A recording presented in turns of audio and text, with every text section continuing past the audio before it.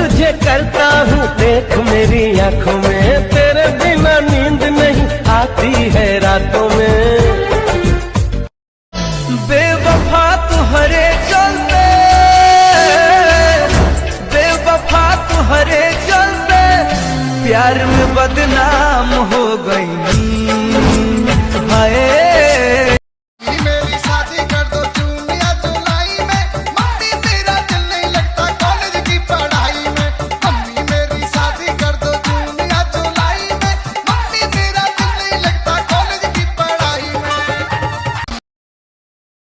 काहे हो पगली क्या कहत रे, बुझा गोरी सटला या खटला से गल गईनी, तोहर देखी सूरतिया फिसल गईनी। अब तो कमर के नीचे भी उठला है।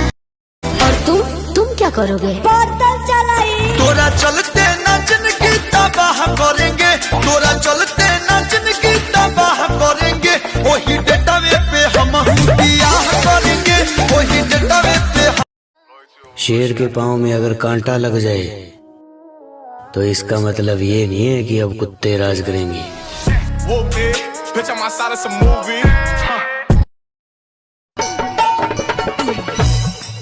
तू न मिलबू करे जा, तू न मिलबू करे जा, मर जाएगी जहर से।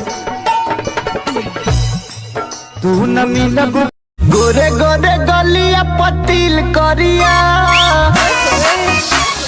हे बुच्ची क्या?